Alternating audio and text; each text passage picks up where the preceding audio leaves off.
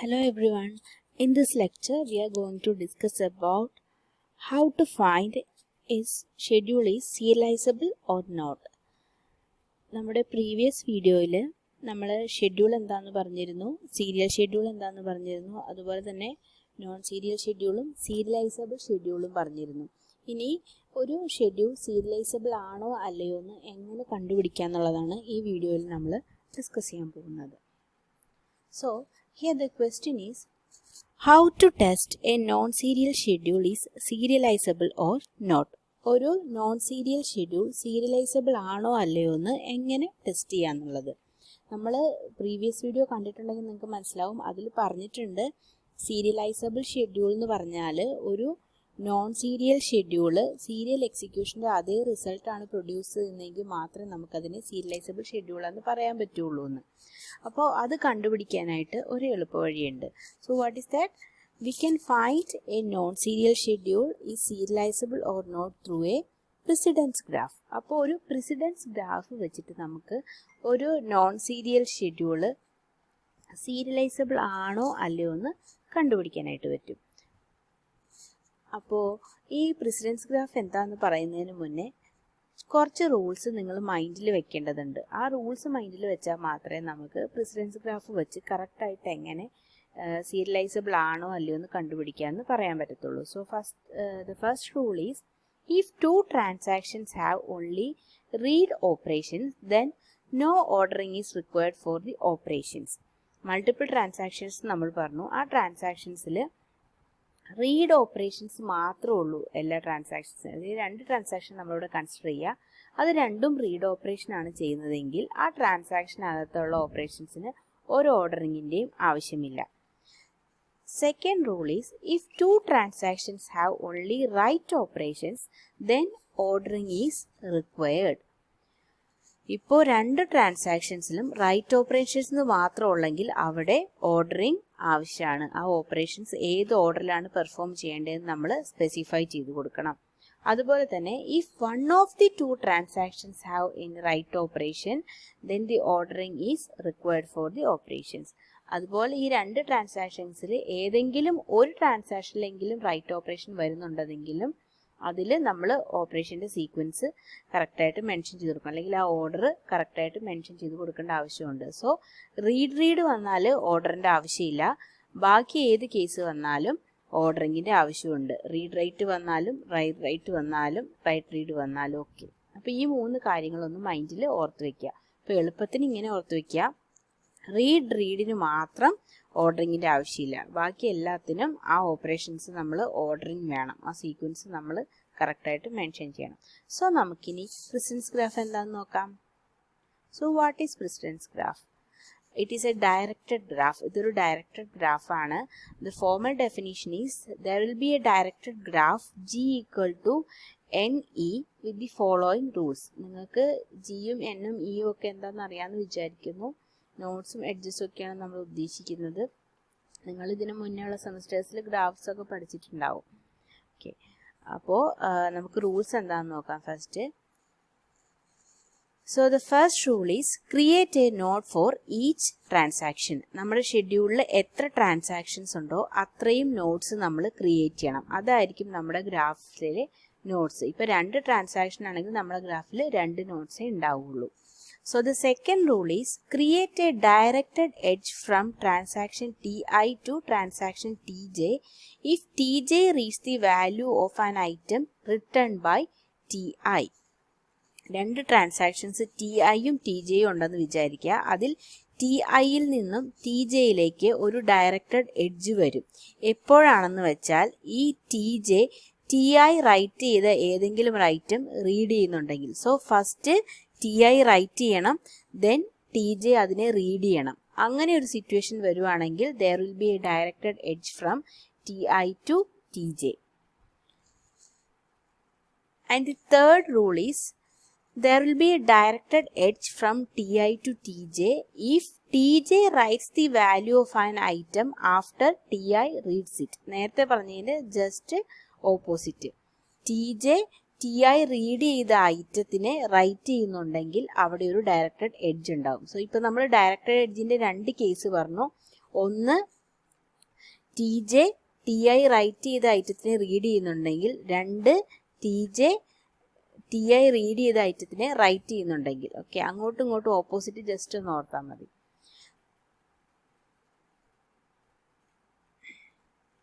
And the fourth point is create a directed edge from TI to TJ if TJ writes the value of an item after TI write it. TI തൊട്ടിട്ട് TJയിലേക്ക് നമ്മളൊരു directed edge വരയ്ക്കണം. എപ്പോഴാണെന്ന് വെച്ചാൽ TI write ചെയ്ത ഒരു ഐറ്റത്തിനെ TJ write ചെയ്യുന്നുണ്ടെങ്കിൽ. അപ്പോൾ 4 rules ആണുള്ളത്. ഫസ്റ്റ് റൂള് പറയുന്നത് ഓരോ ട്രാൻസാക്ഷനും ഒരു നോഡ് വീതം നമ്മൾ ക്രിയേറ്റ് ചെയ്യണം. ദെൻ 2, 3, 4 പറയുന്നത് നോഡ്സ് തമ്മിൽ എപ്പോഴൊക്കെയാണ് ഡയറക്റ്റഡ് എഡ്ജസ് വരുന്നതെന്നുള്ളത്. അവിടെ വരുന്നത് read write, write read and write write. ഈ 3 കണ്ടീഷൻസ് ഓർക്കുക. TI ടു TJ ഡയറക്ഷനാണ് നമ്മൾ പറയുന്നത്. അപ്പോൾ ഫസ്റ്റ് പറയുന്ന ഓപ്പറേഷൻ എന്താണ്? TI to TJ. അപ്പോൾ TI റൈറ്റ് ചെയ്ത ഒന്ന് TJ റീഡ് ചെയ്യുന്നുണ്ടെങ്കിൽ അതാണ് ഫസ്റ്റ് കണ്ടീഷൻ. സെക്കൻഡ് കണ്ടീഷൻ എന്താണ്? TI റീഡ് ചെയ്ത ഒരു ഐറ്റം TJ റൈറ്റ് ചെയ്യുന്നുണ്ടെങ്കിൽ. ആൻഡ് ഫോർത്ത് കണ്ടീഷൻ എന്ന് പറഞ്ഞാൽ TI റൈറ്റ് ചെയ്ത ഒന്ന് TJ റൈറ്റ് ചെയ്യുന്നുണ്ടെങ്കിൽ. So write read, read write and write write, ഈ 3 കണ്ടീഷൻസ് മൈൻഡിൽ ഓർത്ത് വയ്ക്കുക. ഇനി നമുക്ക് ഒരു എക്സാമ്പിളും സ്റ്റെപ്പ് ബൈ സ്റ്റെപ്പ് ആയിട്ട് നോക്കാം. അപ്പോൾ നിങ്ങൾക്ക് കുറച്ചുകൂടി അത് ക്ലിയർ ആവും. സോ നമുക്ക് എങ്ങനെയാണ് ഷെഡ്യൂൾ കണ്ടുപിടിക്കുന്നതെന്ന് കൂടി ഞാൻ പറഞ്ഞുതരാം. നമ്മളിപ്പോൾ ഗ്രാഫിൻ്റെ റൂൾസ് പറഞ്ഞല്ലോ. ഈ റൂൾസ് വെച്ച് ഗ്രാഫ് വരയ്ക്കണം. ഗ്രാഫ് വരച്ചിട്ട് ഇതിൽ സൈക്കിൾസ് ഉണ്ടോ എന്ന് ചെക്ക് ചെയ്യണം. So check for the cycles in the graph. If your graph is acyclic then the schedule is serializable. നമ്മൾ വരച്ച് ലാസ്റ്റ് നമുക്ക് കിട്ടുന്ന ഗ്രാഫ് അസൈക്ലിക് ആണെങ്കിൽ അത് സീരിയലൈസബിൾ ഷെഡ്യൂൾ ആണെന്ന് പറയാം. സപ്പോസ് അത് സൈക്ലിക് ആണെങ്കിൽ നമ്മുടെ ഷെഡ്യൂൾ സീരിയലൈസബിൾ അല്ല എന്നാണ് അതിൻ്റെ മീനിങ്. അപ്പോൾ നിങ്ങൾ ആ ഡയറക്ഷൻ നോക്കണം കറക്റ്റായിട്ട്. ഡയറക്ഷൻ വരുന്ന സമയത്ത് സൈക്ലിക് ആയിട്ടാണ് വരുന്നതെങ്കിൽ അത് സീരിയലൈസബിൾ അല്ല. അതേസമയം അസൈക്ലിക് ആണെങ്കിൽ അത് സീരിയലൈസബിൾ ആണെന്നാണ് അർത്ഥം.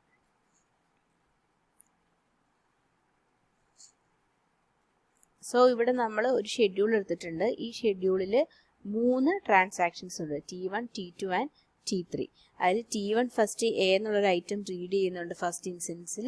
സെക്കൻഡ് ഇൻസ്റ്റൻസിൽ T2 ബി എന്നൊരു ഐറ്റം റീഡ് ചെയ്യുന്നുണ്ട്.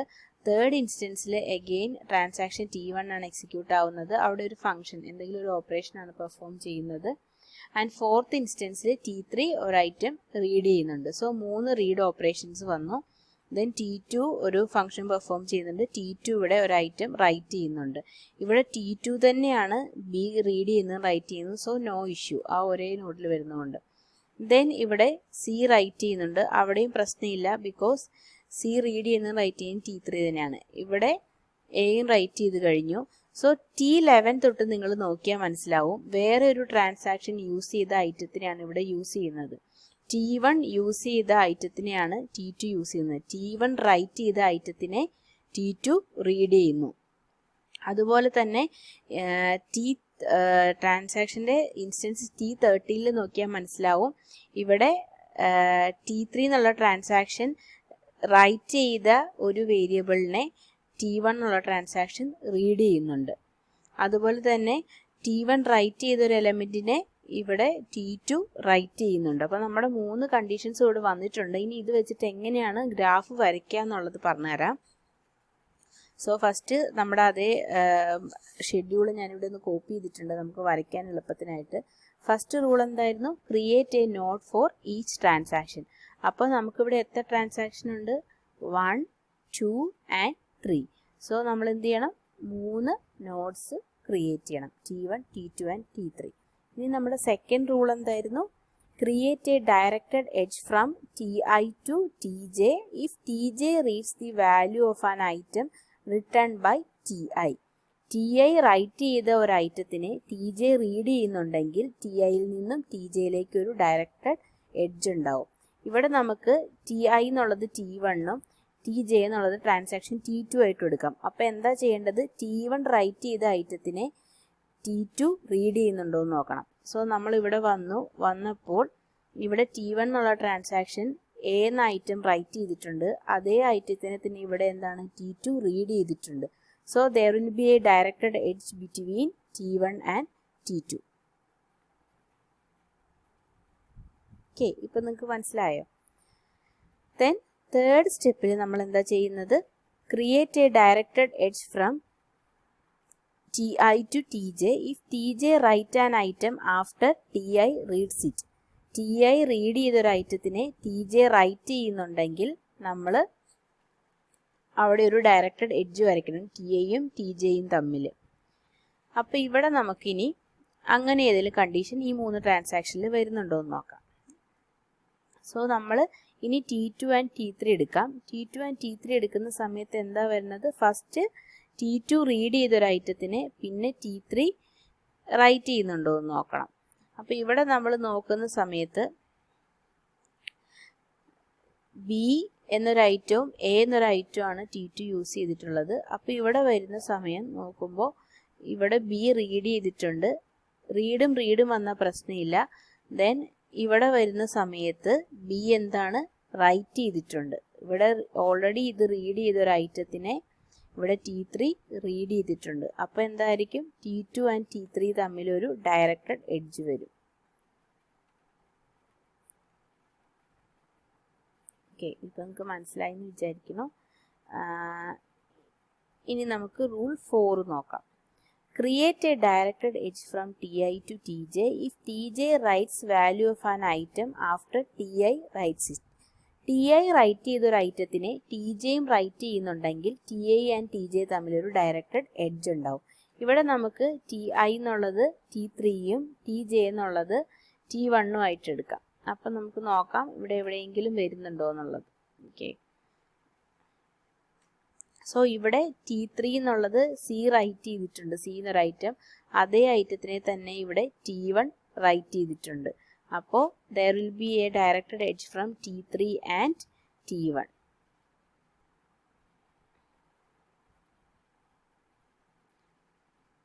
ഓക്കെ, അപ്പോൾ നമ്മുടെ ഗ്രാഫ് കംപ്ലീറ്റ് ആയി.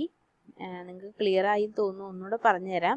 ഫസ്റ്റ് നമ്മൾ നോക്കേണ്ടത് ഈ 2 നോട്ട്സ് എടുക്കുക, അല്ലെങ്കിൽ 2 നോട്ട്സ് എടുക്കുക. 2 നോട്ട്സ് തമ്മിൽ കണക്ഷൻ വരണമെങ്കിൽ ഒരു ഐറ്റം റീഡ് ചെയ്തതിനെ വേറൊന്ന് റൈറ്റ് ചെയ്യുന്നുണ്ടോ എന്ന് നോക്കുക. അതുപോലെ തന്നെ ഇത് റൈറ്റ് ചെയ്തൊരു ഐറ്റത്തിനെ ഇത് റൈറ്റ് ചെയ്യുന്നുണ്ടോ എന്ന് നോക്കുക.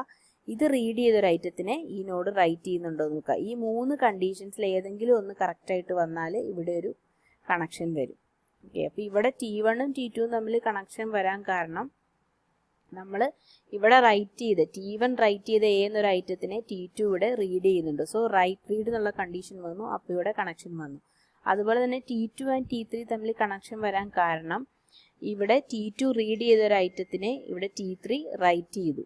അപ്പോൾ റീഡ് റൈറ്റ് വന്നു, ഇവിടെ കണക്ഷൻ വന്നു. Then finally T3 and T1 തമ്മിൽ കണക്ഷൻ വരാൻ കാരണം രണ്ടും റൈറ്റ് ഓപ്പറേഷൻ വന്നു. നമ്മുടെ 4ാമത്തെ കണ്ടീഷൻ സാറ്റിസ്ഫൈ. അപ്പോൾ ഇവിടെ നമുക്ക് ഗ്രാഫ് കിട്ടി. ഈ ഗ്രാഫ് എന്താണ്? സൈക്ലിക്. സോ നമ്മൾ എന്താ കണ്ടീഷൻ പറഞ്ഞിരുന്നത്? ഗ്രാഫ് സൈക്ലിക് ആണെങ്കിൽ നമ്മുടെ ഷെഡ്യൂള് സീരിയലൈസബിൾ ആയിരിക്കില്ല. Hence our graph is cyclic, the schedule is not serializable. അപ്പോൾ ഈ ഫോമിലായിരിക്കും നമ്മൾ കണ്ടുപിടിക്കുന്നത്. ഓക്കെ, അപ്പോൾ നിങ്ങൾ എക്സാമിന് ഒരു ക്വസ്റ്റ്യൻ വന്നാൽ ഫസ്റ്റ് പ്രസിഡൻസ് ഗ്രാഫ് ക്രിയേറ്റ് ചെയ്യുക. ഗ്രാഫ് ക്രിയേറ്റ് ചെയ്യേണ്ട എങ്ങനെയാണെന്ന് വെച്ച് കഴിഞ്ഞാൽ ഓരോ ട്രാൻസാക്ഷനും ഒരു നോഡായിട്ട് ക്രിയേറ്റ് ചെയ്യുക. Then read write, write write ഈ കണ്ടീഷൻസ് ഉണ്ടോ എന്ന് നോക്കുക. ട്രാൻസാക്ഷൻസിൻ്റെ ഇടയിൽ ഉണ്ടെങ്കിൽ അത് തമ്മിൽ ഡയറക്റ്റ് എഡ്ജ് ഉണ്ടാവും. ഫൈനലി നമുക്ക് സൈക്കിൾ ഉണ്ടെങ്കിൽ നമ്മുടെ ഷെഡ്യൂൾ സീരിയലൈസബിൾ അല്ല എന്ന് മനസ്സിലാക്കുക. Thank U.